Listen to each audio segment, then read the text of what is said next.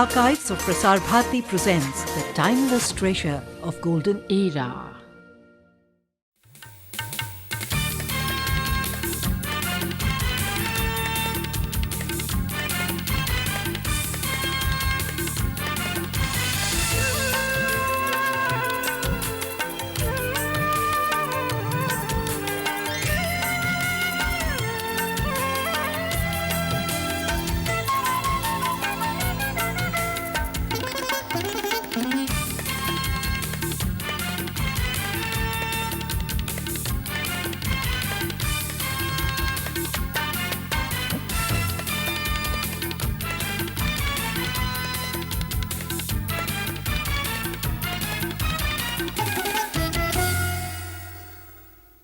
Hello and welcome to Living on the Edge.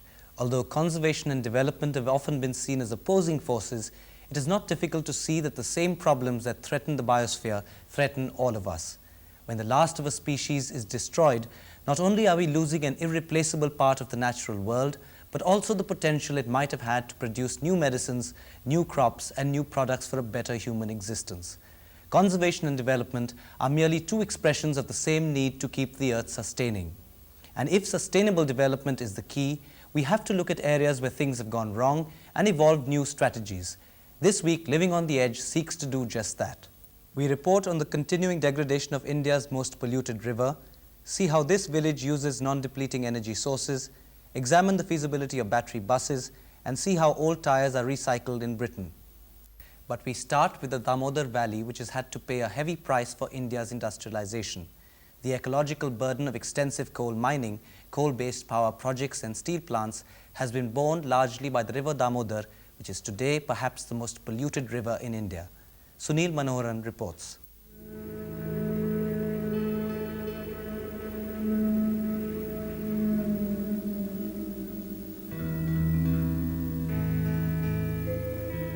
For decades, the Damodar has been known as the River of Sorrow, with the dubious distinction of being so unpredictable as to wreak havoc by floods in one year, while remaining dry in the next, to the consternation of farmers. Although the setting up of the Damodar Valley Corporation in the early 50s was aimed at controlling the flow of water through a system of reservoirs, the river continues to be a cause of concern. But this time it's not so much nature as man that is the culprit. Unplanned development without environmental safeguards has adversely affected the surrounding ecosystem, which has sustained human settlement over the years. In fact, the roots of the problem go back to the 50s, when innumerable industries sprang up on the banks of the Damodar to reap the advantages of an assured power supply and readily available raw materials.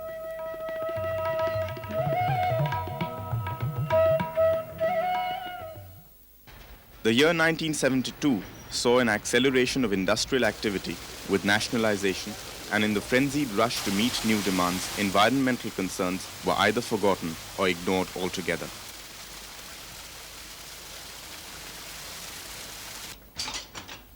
Coal production in the region has risen by 1,200% over the last 20 years, making India the fifth largest producer of coal in the world.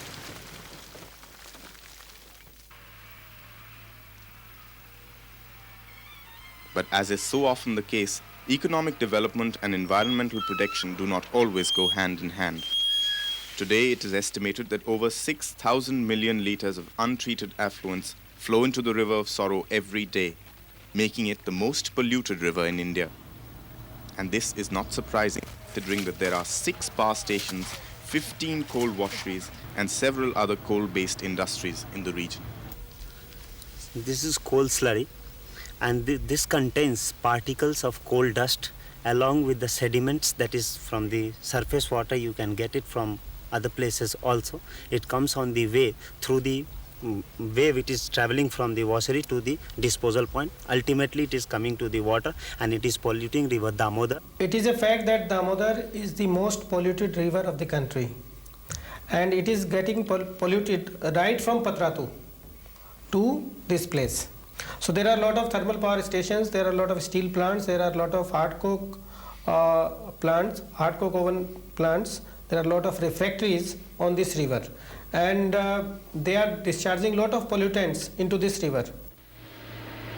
Ironically, the discharge from the washeries coming into the river each day is so polluted that people are actually capitalizing on it by converting it into fuel.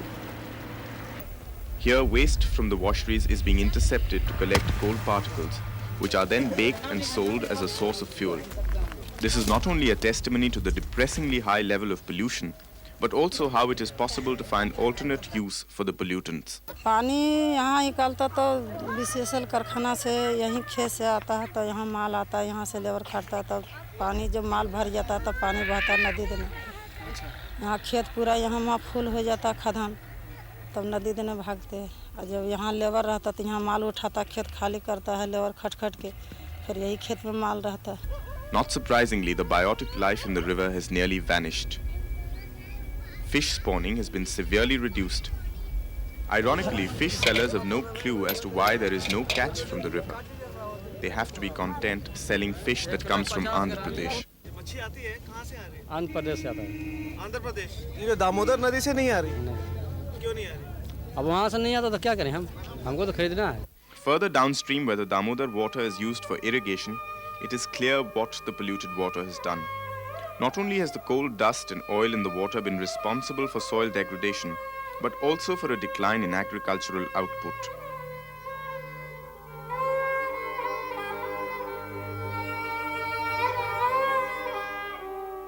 Yet another fallout of increasing pollution is that the local population has been forced to intercept drinking water from municipal pipes.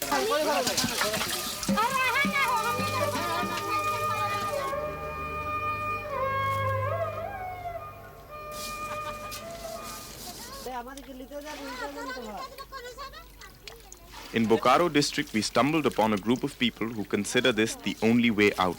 पानी नहीं चलने के कारण हम लोग मजबूरन इसमें स्नान करते हैं, कपड़ा धोते हैं या इसे पीने के काम में भी हम लोग लाते हैं क्योंकि यहाँ पानी हम लोगों को पूरी तरह मिल नहीं पाता है.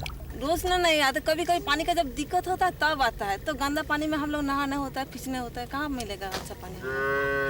इसलिए घिन्ना लगने से भी हम लोग को नहाना होता है.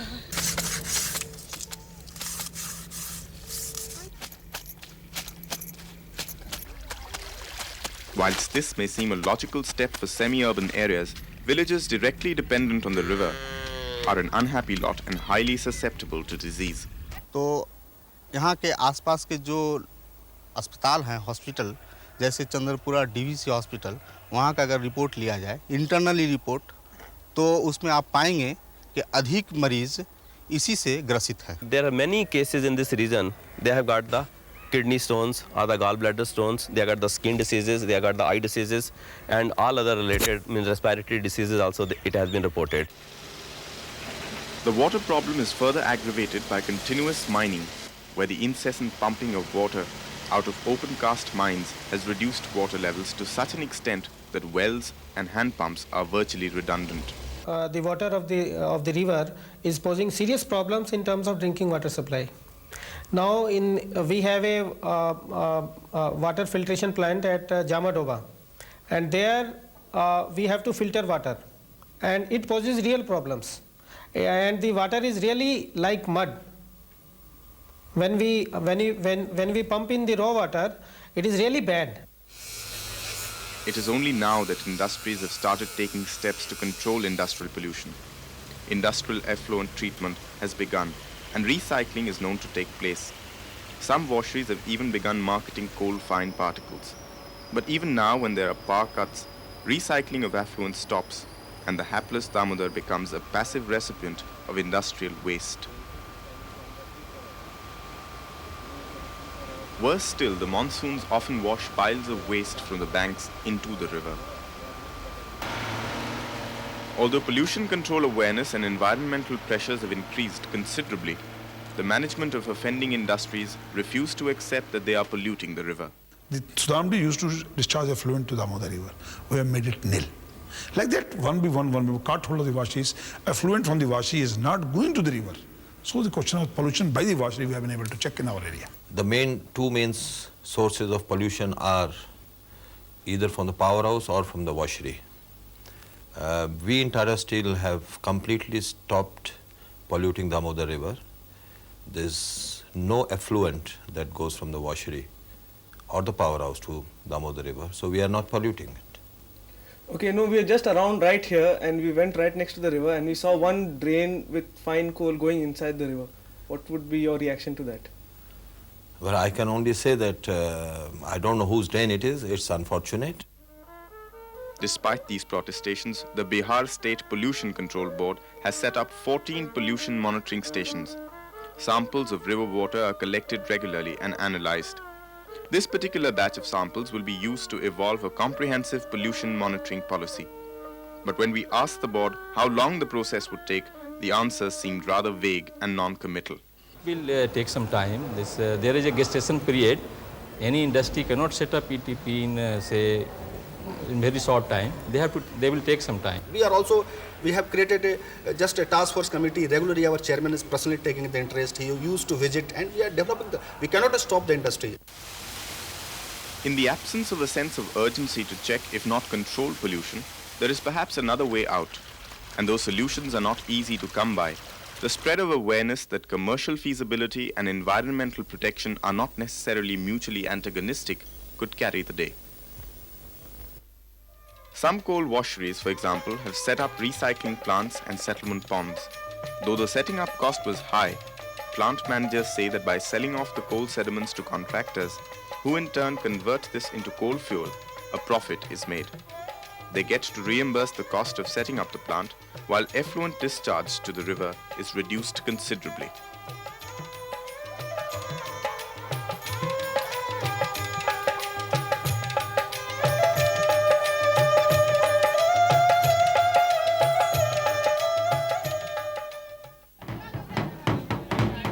In the end, the question arises, is it possible to achieve sustained development where economic growth and the safeguarding of the environment are in harmony, and where the needs of the future are not sacrificed for short-term gains?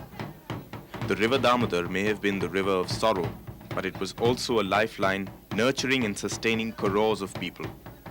Unless its degradation is halted, the river may well lose its association with the destiny of a people to whom it's been intrinsically linked from time immemorial.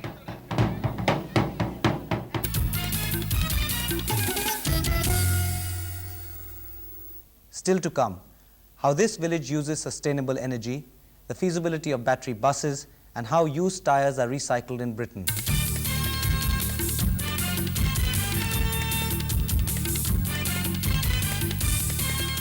If using sustainable resources for energy is the key to protecting the environment, then Dhanvas in Haryana is a remarkable example of what more and more villages need to do. Adopted by the Tata Energy Research Institute, Dhanvas uses the sun and biogas to supply its energy needs. Priya Somaya presents this profile of the village. The shortage of fuel and electricity in rural areas is a reality most villagers have to contend with. Indeed, most waking hours are spent gathering firewood to cook daily meals. And when it comes to electricity, it is intermittent at best and non-existent in most cases. But some solutions might just be in sight with the introduction of non-conventional sources of energy. Take the village of Dhanvas in Haryana, for instance. The Tata Energy Research Institute adopted this village and tried to solve some of its energy problems. The underlying principle being to use the resources available in the village itself.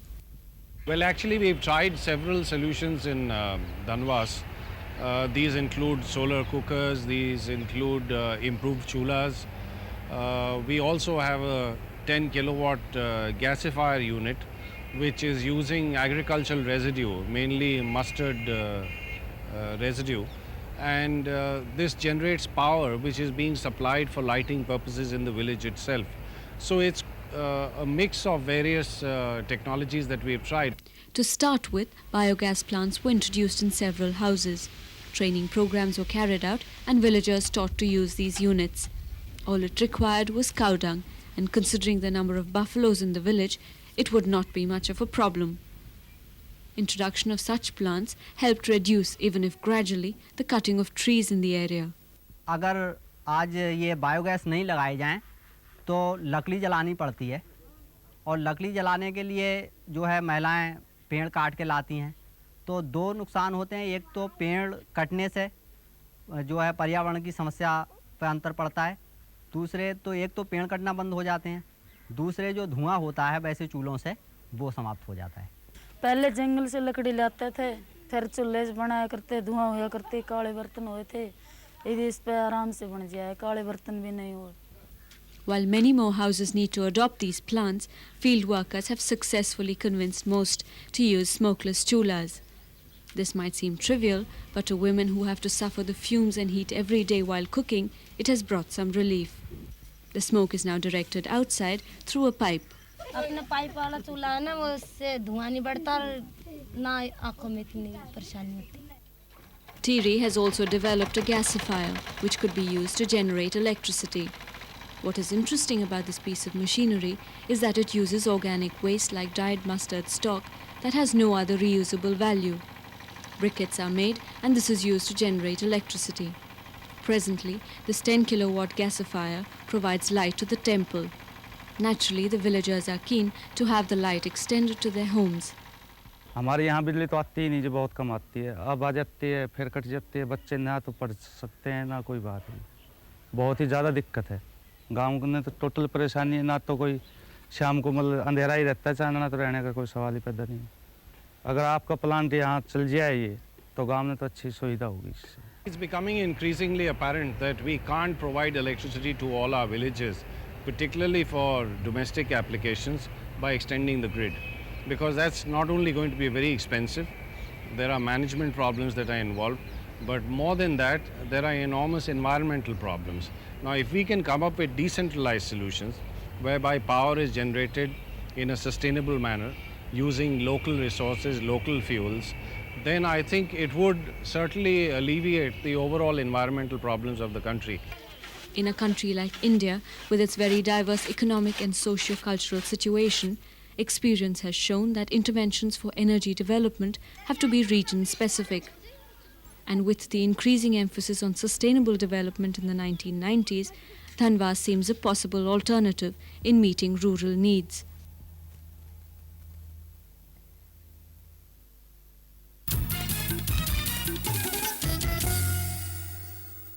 Still to come, the feasibility of battery buses and how used tyres are recycled in Britain.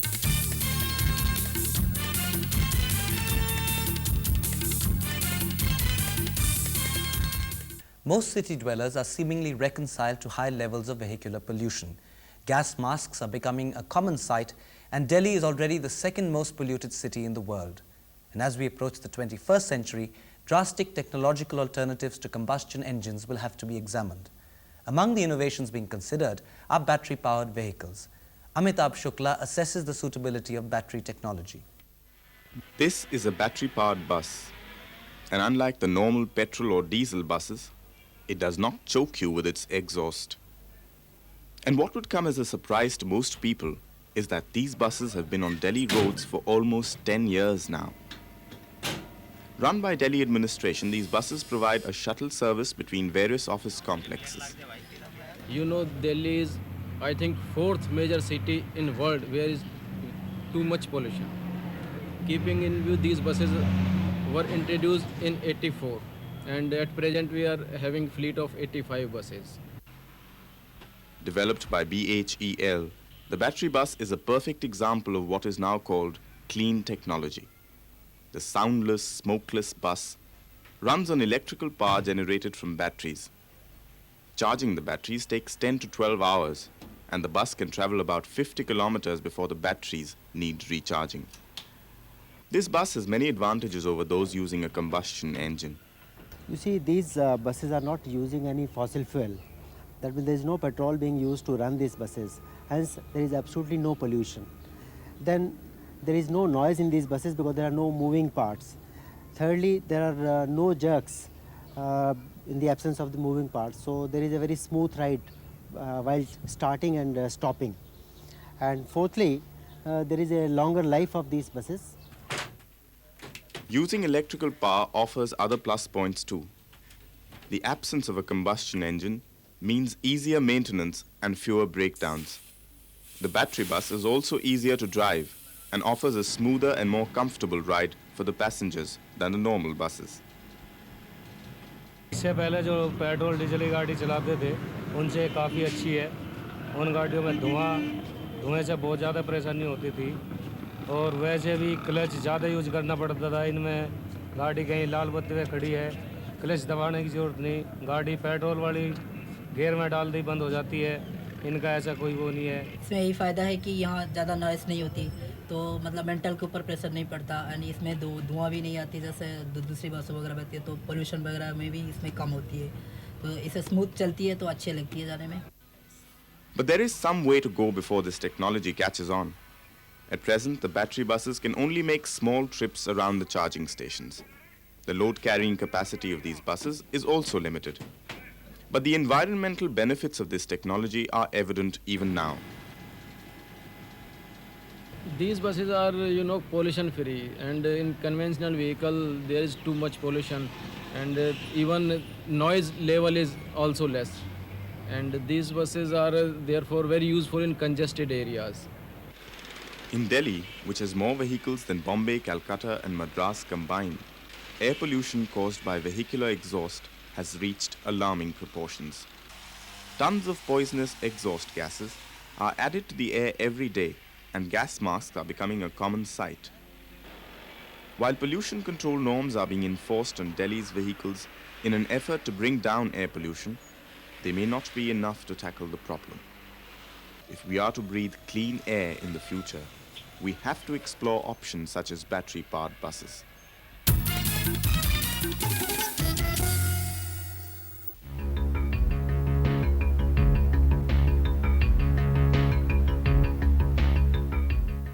Disposing of old tires is a problem faced around the world.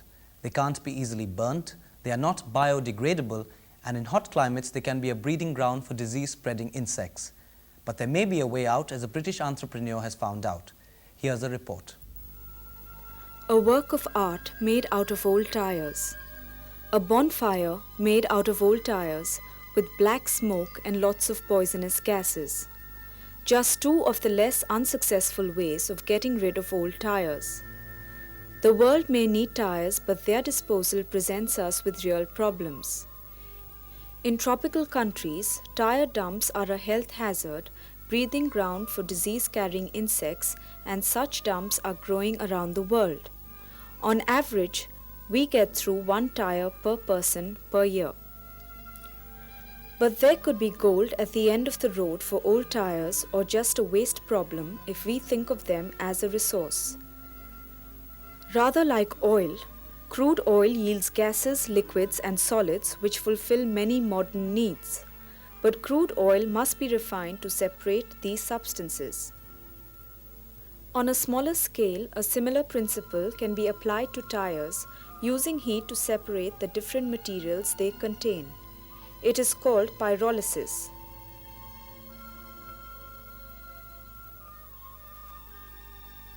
And in fact, diesel oil is one of these materials, as is steel,